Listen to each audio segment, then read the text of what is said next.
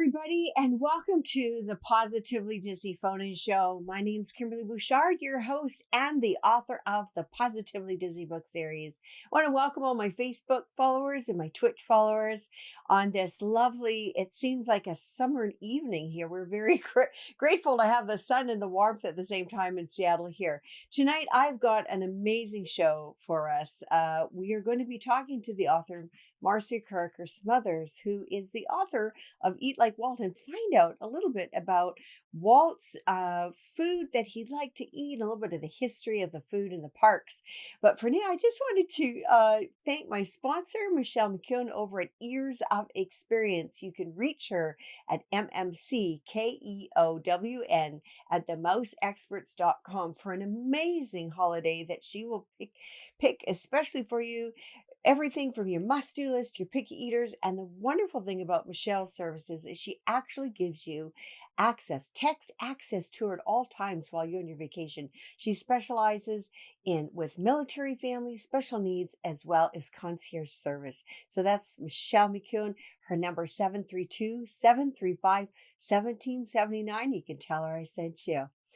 So I don't know what you guys did on the weekend, but we had our Emerald City Comic Con, and I can't even remember how many Comic Cons it was this year, but it was my very first Comic Con that I ever attended. I went on my own on the Thursday, and then I had one of my sons join me Saturday, and had an absolute blast meeting some of the folks, some of the celebrities that are going to be in the Star Wars book. I will share a little bit more about that process on another show, because we do have our guests standing by. But just having a great time. The 501st, the Lucasfilm sanctioned charity, that are the folks that dress up as characters, they had these amazing displays, as if you were really on Skellig Island or Hoth or Tatooine.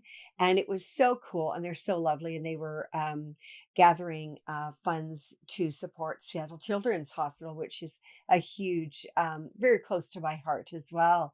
At any rate, we actually got to do some photo ops and met a nice young man named Jed Henry, an artist that does his art on handmade Japanese paper. And apparently my son and him, they follow each other on Instagram. I wanted to share with you, I think he had 3 or 4 Star Wars pictures, prints, I should say. But I really just loved this one for just the unique artwork that, here, I guess you can see it. I'll move it back a little bit. But I love the R2D2 and the Yoda in here with the Darth in the clouds, and talking to Luke Skywalker. I just really loved that photo, because some of these folks are actually going to be in the book. And of course, I'm a huge droid fan with R2D2 C3PO, and had my photo taken with the little R2D2 droid that on the Thursday. It was really a lot of fun. At any rate, Walt had some really incredible dishes that he enjoyed and passed on to generations of folks. And I decided to actually make his recipe of chili and beans, it was called. And there's 2 recipes in this book. Now, just before I go on to do the actual taste test, this is the book that my guest, Marcy Carriker Smothers, created. And it's a really nice coffee table, lot of photos in there, but it's not just a cookbook. There's actually a lot of history in this book that I was actually quite surprised to see. And if you want to pick up her book, it is on Amazon, as well as I'm sure other places. But I really enjoyed that, the book. Before I go on, I want to say hi to Tisha and who else is on here? Michael, and my husband Jacques is watching right now that I can see. Tisha just asked, did you know you can make your own droid in Galaxy's Edge? Oh my goodness, I did not know that you could make your own droid. I would imagine it would be a smaller version than what is out there, but that is really, really neat. I have to investigate Galaxy's Edge a little bit. closer to see what they are all offering, and that'll be for another show. But it was just a really, really great experience over there at the Comic Con. And then tonight, I thought it would be really fun to have Marcy on the show. I did have the good fortune to meet up with her. I think it was in February, actually, when she came out here in Seattle, and she's actually a very delightful person. She's from California and a radio host out there following food and wine. Now, I am not a foodie, but I do enjoy great, just really, really good food. It's really neat to be able to discover some of the amazing food that they have in Disney parks. We all know the parks and the cruise lines have some amazing food that is just absolutely wonderful out there. And I have a really neat dish right now called Walt's chili beans, and I'm going to give it a try and see what it tastes like. I did actually finish up making this this evening, so I'm going to give it a whirl, see what it tastes like. Oh wow! Oh my goodness! Mm, this is actually quite good. I'm going to actually just have another bite, and we'll get our guest on the show in a moment. Mm, oh my goodness! I think I might be able to share that recipe with you. It was really, really good. I never know what's going to happen when I prepare something, because if I'm not as creative a cook as I'd like to be, I do have to follow a recipe, and that's what's great about this book is some of the recipes in there reminds me of my own childhood.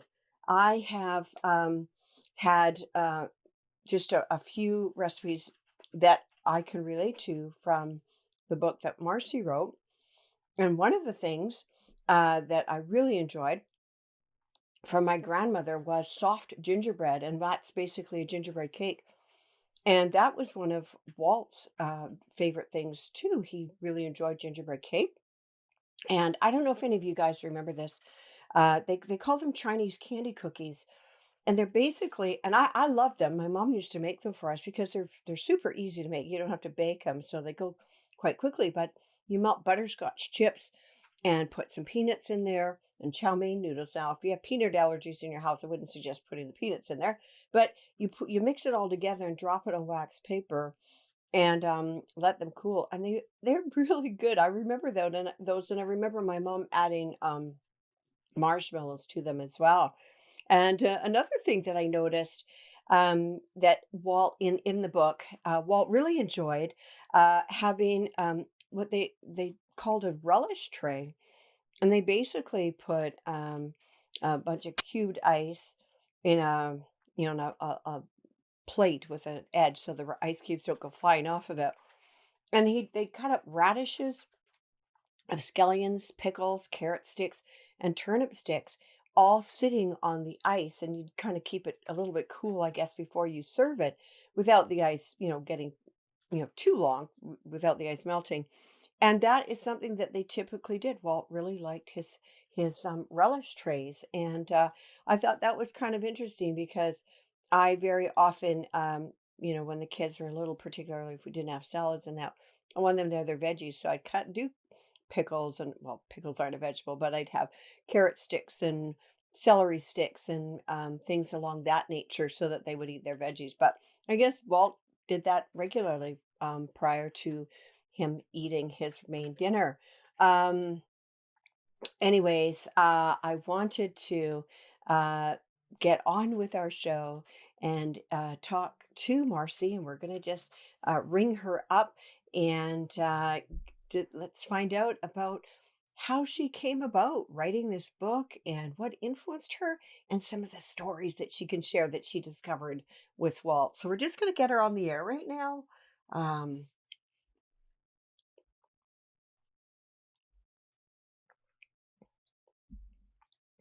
Here we go. We're just waiting to. This is Marcy. Hi, Marcy. It's Kimberly. How are you?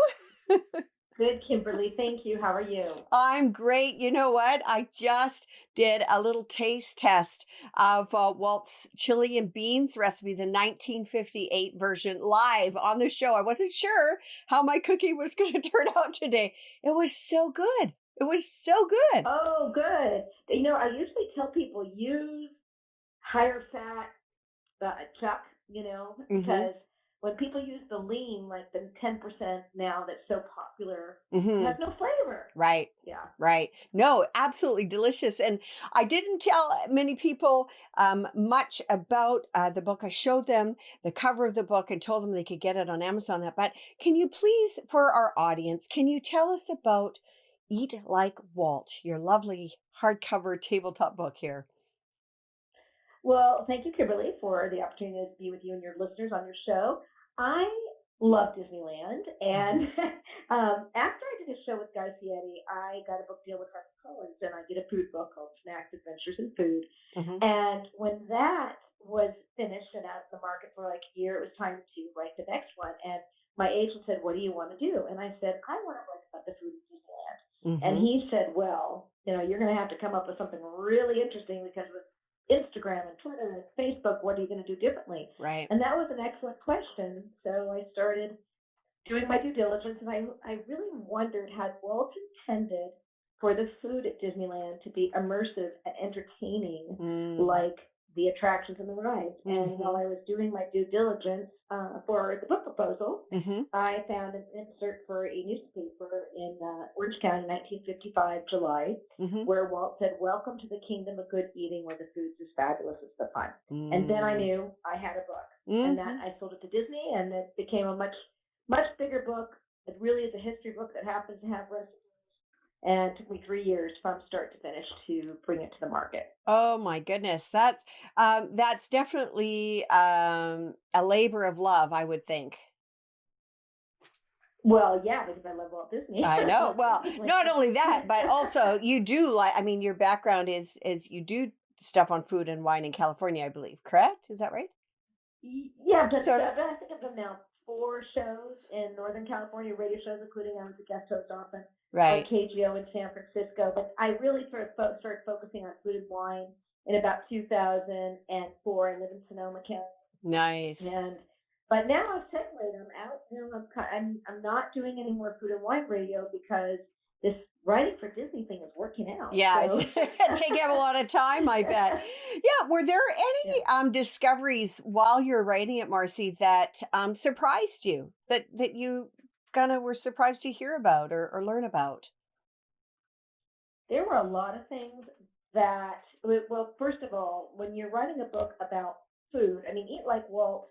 The original title was The Kingdom of Good Eating because that's what Walt called, it didn't the Kingdom of Good Eating, and then Mhm. we, for a lot of reasons, changed the title to Eat Like Walt. But the going a little bit backwards before I answer your question, food is just the lens to portray Walt Disney as a human being because Mm. that's what everybody that knew Walt said to me over and over. He was a human being. Mhm. And I pride myself that in Eat Like Walt, everyone knew Walt, no exceptions. There are no third persons. So, and in this and my next books, I'm keeping to that standard. Everyone Right. will have known and worked with Walt. Right. And so did things surprise me along the way? Food things that Walt was involved with, like the pancake races or stories that would come from food were just like, this is fantastic. But Mhm. probably the biggest surprise was how beloved he was with well, that would be my biggest surprise either. My biggest surprise was Lots of among surprises, no, it no, because sounds like. yeah, no, because I know I'm with your audience, is that the Monte Cristo sandwich. So everyone attributes that to, including myself, Mhm. to Disneyland and the Blue Bayou in New Orleans Square. Mhm. But the Monte Cristo sandwich was on the Walt Disney Studio restaurant in Burbank's menu in 1940. Mm, my So gosh. Walt has been a fan of that sandwich for a long time, and Mhm. it was the chef Indian that I write about that brought that sandwich to Disneyland. So Indian gets all the credit for that, but it was Mm. a Walt favorite going, as far as I know, all the way back to 1940, and I presume before that. That isn't that neat to be able to come across recipes. I know that in my own I mean I have cookbook cookbooks from all over the world, and I have recipes from my grandmother and great grandmother, and I absolutely love that. And I think it's so neat that you have been able to capture some of those original recipes. That's absolutely incredible. But you mentioned something about pancake races, and for the audience, can you please explain what you are referring to? What Disney and pancake races have anything to do with each other? Because I know, but my Well, audience I think would be really kind of fun to hear. thank you. Or actually, I didn't know. I mean, some people like the super deep dive Disney geeks know this, right? Okay. And I'm a Disney geek too. But so what happened was in the late 50s, Disneyland opened in 1955. There wasn't a lot of money for pageants or parades or that kind of fanfare. So there was this idea from the people that were in PR at the time that they would bring the pancake races from Liberal, Kansas. Now, Liberal, and I'll go back to that, but Liberal, Hmm. Kansas was repeating a race that was happening in only England since like 500, the year 500. And the Wow. idea there was is that when it was just before Lent and a woman was, this is how the story goes, it Hmm. was just before Lent and a woman was using the last for fats that were going to be forbidden during Lent. Right. And she was making pancakes and she hears the shriving bells. And she runs outside to church with her apron on, with the pancake still in her skillet, and everyone at church thinks that's funny, and they start these races. And then somebody brought them to Kansas, Hmm. and then Tommy Walker and Eddie Mack at Disneyland, because Aunt Jemima's Pancake House was one of their lessees, Hmm. thought this might be a match, and they Hmm. imported these races. So what they were the women would wear saddle shoes, skirts, aprons that have a pancake in their skillet, and Hmm. there was a 415-yard course up and down Main Street, Oh. USA, with 4 ribbons, the height of regulation men's volleyball nets, and Ah. they had to fling the pancake over the ribbon, catch it on the side, and the first person to catch all 4 pancakes and cross the finish line won. Oh, I think that is an absolute right. You know what? I had never heard of pancake races ever before until I heard your story about them at Main Street there. I think that is just a hoot. Oh my gosh. Can you imagine?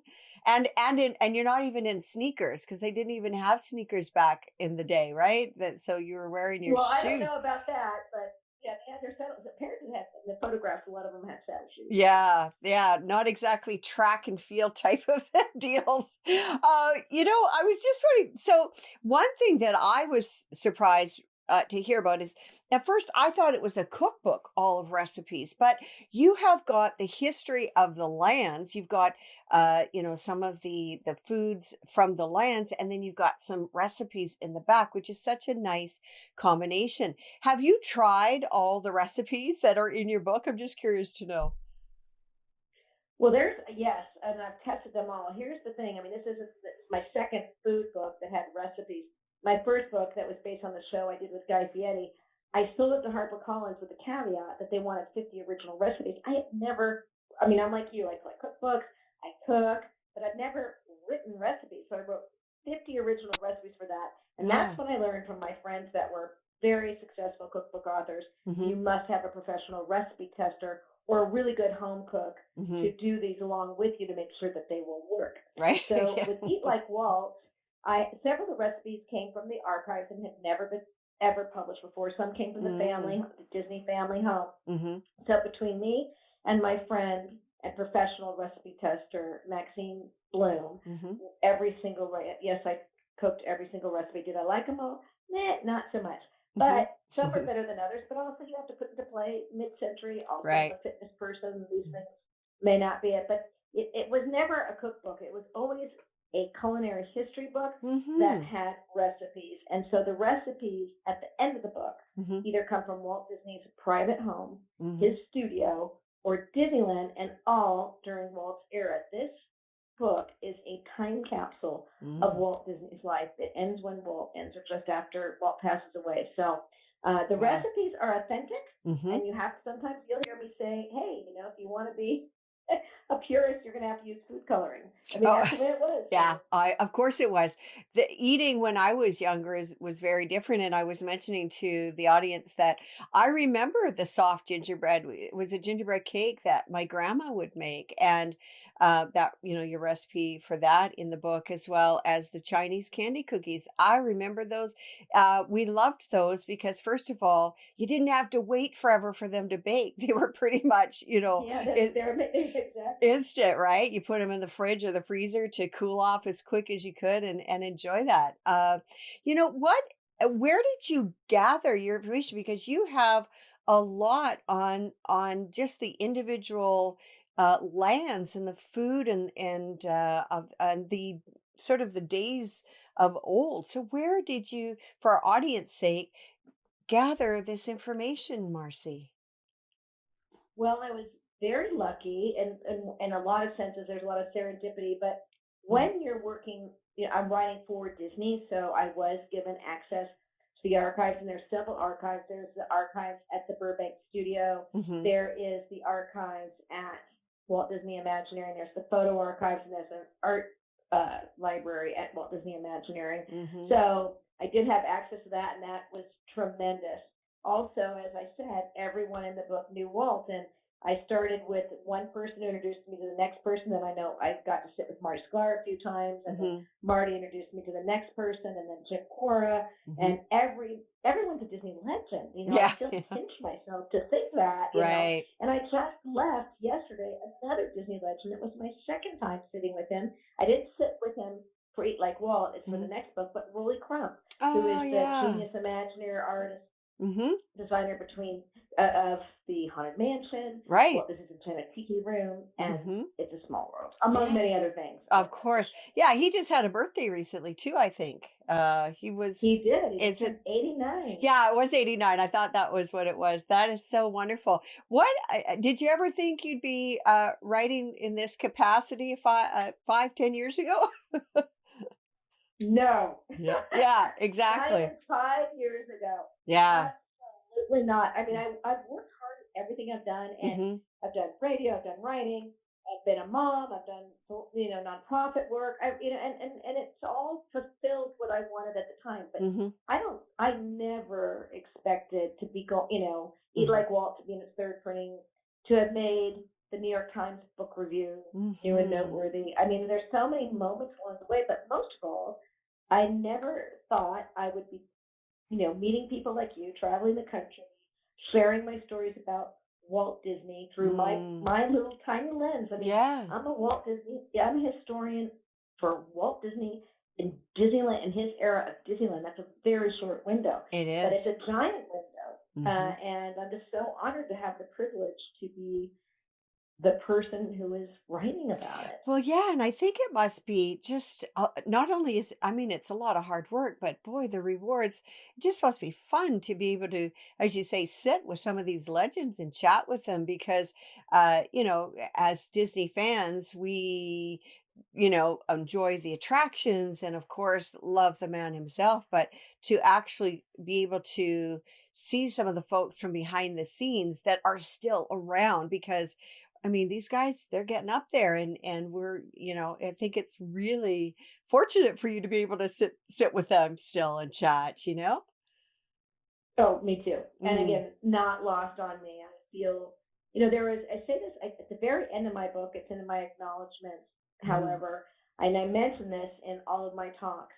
I knew what my goal was from the minute I started the proposal, long before I even sold the book. Mhm. But when I read these words from Herb Ryman, one of Walt's favorite artists, and who famously designed Disneyland with Walt in 48 hours on the weekend, Mhm. Herbie said this to another author: "It's for people like yourself to have the privilege and the duty of presenting Walt as a human being, Mhm. someone that can be known, a person that you can be close to." And Mm. this, when I read it, I cried. I almost cried Yeah. sharing it with you. And Yeah. so I put that on my laptop, my desktop. It's on my refrigerator still, because this is how I feel. It's Mhm. my privilege and my duty. Yeah. And each time I get to sit with another person that knew Walt Mm-hmm. and hear the stories about Walt, and Mm-hmm. they were there, and it's not third person, and it's Yeah. not, it's goosebump time Yeah. constantly. Yeah, absolutely. And I just love that. I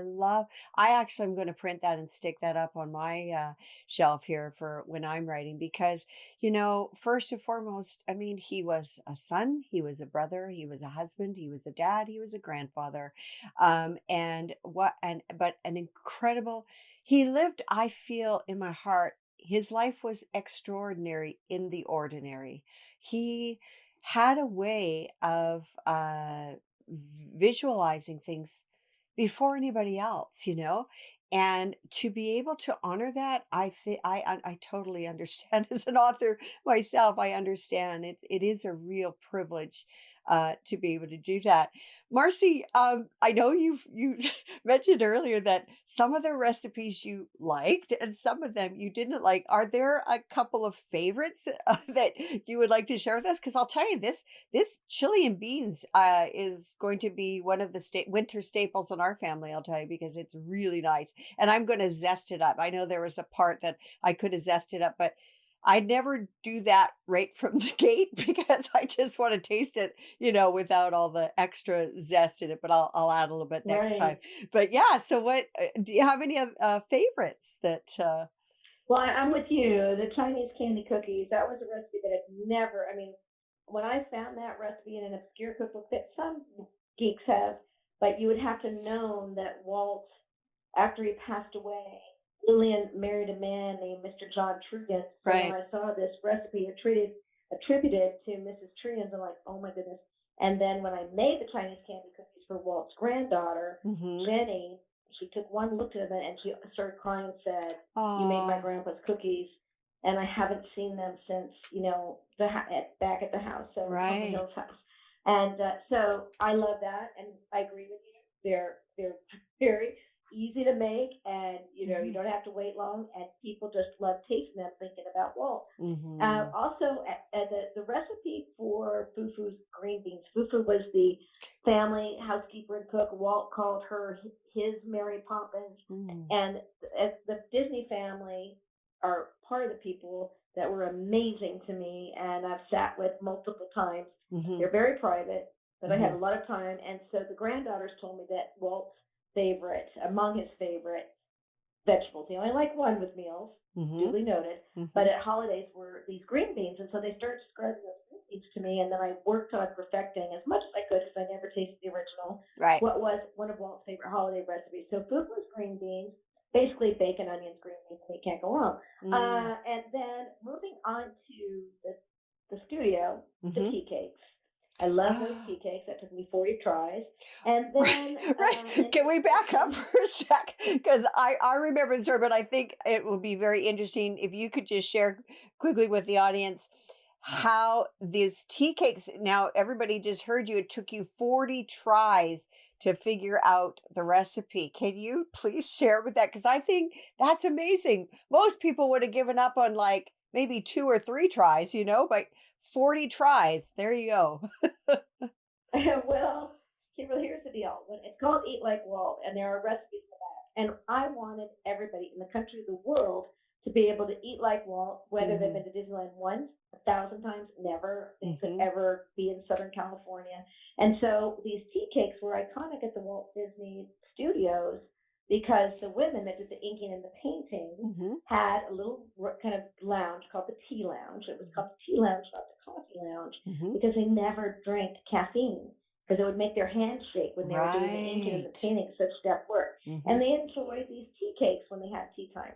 The tea cakes come from a bakery in Burbank called Martino's, and it's an institution. It's been there since 1935. And Mm-hmm. so when I went there, even though it's new owners, and I asked if they would share their recipe, they probably said no, and Mm-hmm. it wasn't even that. They were like, no. Right. So I had to deconstruct the recipe, and I live in Northern California, which is, a flight from Burbank or a very long drive. Mm. So I bought a whole bunch of tea cakes when I was researching. I froze them. My friend and I sat together and we would taste it and start trying to deduce what the ingredients were. One thing I knew Mm. for sure to start out with, Mm-hmm. easy. Depression era. It's not Right. going to be butter. It's not going to be fancy. So we went down that direction. Mm-hmm. And every time I went to Martino's in Southern California, I would say, I'm allergic to nuts. They thought we tasted some sort of almond extract. And Okay. then, and they would say, oh, no nuts. I'm like, okay, no, check that one off. And so one by one, every time I went in, I would mention an ingredient and pretend I was allergic to see if it was in it or not. And then I even said I was allergic to lemon juice because we felt like there was some sort of citrus. So anyway, my friend Joanna Lassiter, who was a master baker, we would talk on the phone. She lived in another city, Mm-hmm. and I would make freaking tea cakes. And I mean, like on Sundays was my only day off. Oh. The way I organized my writing life. But Mm-hmm. I would pull out the mixer on Sunday mornings and try again. And so it's close to Martino's. Yeah. It's not meant to be an exact replica. Right. You can find it, and it's blogs. So many people talking about these tea cakes, doing their recipe to recreate it. They're far better than me. I just wanted to make it close, right, and accessible so that everyone can eat like that. I And they're think good though. I They're think good. I think those are going to be the next things that I try because I think it's really neat to be able to eat something that that Walt used to eat. I mean, just like, Yeah. I have an appreciation for certain cakes. Like we have a Christmas cake that my grandmother had made, or my kids really like, they called them I think they called them gumdrop cookies or something. The grandma's gumdrop cookies. Well, I can't make it. And I knew that but it seems like everybody before me and my family was better at something. And it was quite funny when my kids were little and they like grandma's cookies better than my cookies. But I think it's really neat to be able to share. It's like it's a way of touching history. You know what I mean? It's a way of connecting with that person, even though they're long gone. I just feel like it is a really nice connection. We all enjoy good food. I mean, as I said to people, I'm not a foodie, but I enjoy good food, if that makes sense. And I think it's just wonderful that we have these opportunities through your book to be able to taste foods that Walt enjoyed and the recipes. And I can't wait for the tea cakes. I'll let you know how the tea cake making goes. And Yeah. because I'm really excited about that now, and I'm going to try the Chinese candy. I'm going to I don't know if I'll try all the recipes, but I'm definitely going to try several of them to see how they turn out and what they taste like. So that, what are there any other stories that you would like to share, because you've been very generous with your time and sharing some big stories here, and I'm just curious to know if there's anything that you found out in your, I guess, your discoveries in and your research in the archives, something that you didn't know about Disneyland. And if I might direct a little discovery, I remember you telling something about a tree. I think you mentioned about the tree at Main Street, and I'm just do you remember? Do you know what I'm talking about? Because I can't Well, remember yeah, the exact. that's A not a possum. food thing though. I That's know, not a I food know, related. I know. Uh, okay, so for the closer, this actually was not in Eat Like Walt. Okay, I learned it after. okay, And so this will be in Walk Like Walt, which will okay. be basically a guide to Disneyland through Walt Disney's eyes, heart, and Nice. and that comes out July 2020. So I got to Mm, get going on that because yeah, it'll be the 65th. But right. a story that Rolly Crump shared with me that just touched me deeply about how much the men and women that worked for and with Walt Mm, loved him deeply.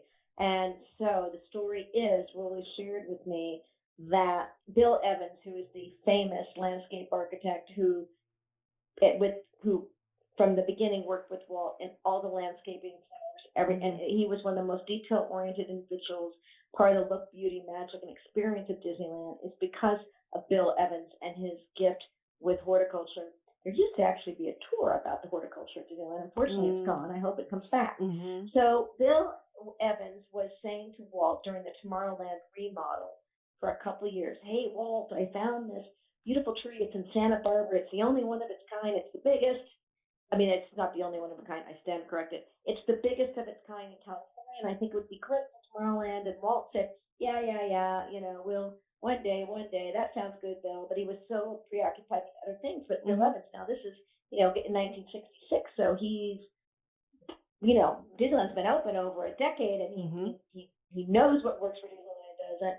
Well, Walt passed away in December of '66, which was a Right. surprise to so many people. Yeah. Bill Evans went down to up to Santa Barbara from Los Angeles, Mm-hmm. bought this tree for $3,000 in 1966 Wow. out of his own money. The same tree he Wow. told Walt would be perfect for Tomorrowland, and he planted it there in Walt's honor. So yeah, Mm. I think that's just one of the, there's always discovery. Mm-hmm. There's if you keep listening, keep Mm-hmm. talking, and Mm-hmm. keep researching, I'll always know more and more. But yeah, I think that's a beautiful story about how much one of Walt's men loved him and what he did in his tribute after he passed. Oh, yeah. Gosh, Marcy, thank you for sharing that with us. I know it wasn't food related, but I am all about the story, and I like to sometimes go off on a little bit of a different path to find out these things and share them with others because it really warms my heart, and people will be able to remember that as well as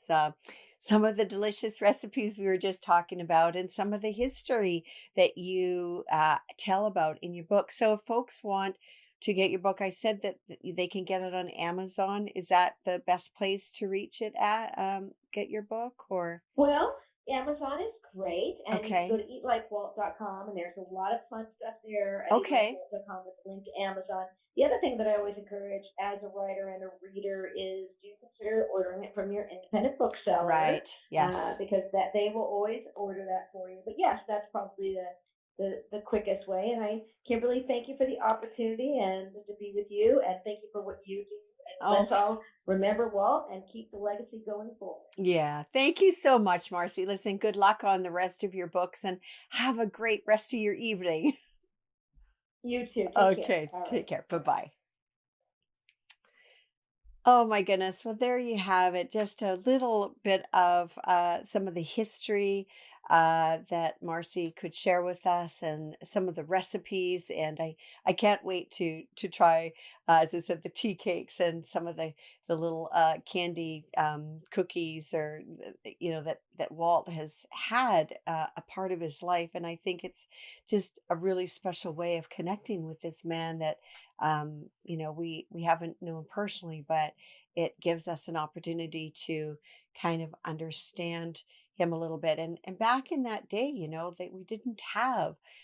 they didn't have a lot of fancy ingredients because there it was very costly and it was just that era that it was very simple. A lot of simple recipes in cookbooks and just ingredients on hand. So very fortunate to have had Marcy on the show tonight and hear a little bit about her work and her writing. And I know when I saw Marcy, it was quite interesting. She had shared with us that some of the time she would be going around on the train with her laptop. Her office was on the train going around to the different lands in Disneyland in particular. And I thought, what a fun opportunity to have your office on the trains at the parks, to do your writing and such. At any rate, folks, that is, we're going to come to a little bit of a close. Before that, Michelle mentions that she went to tea at the Grand Floridian last week. I'd love to make all their food. Oh my goodness. I mean, of course, the ingredients that we have for the food in the parks now is outstanding. And it's those memories, right, of those special treats and dinners that yeah, I know for me, I mean, we remember the attractions, but we also remember the food at during our time either on a cruise or in the parks or whatever. But yeah, the tea cakes at the well, everything at the Grand Floridian is quite good, quite frankly. I haven't been to all the restaurants there, but at anyways, I want to bid you guys farewell for this week and have a lovely rest of your week. And until next week, bye for now. Be safe. Take care. Bless you. Bye bye.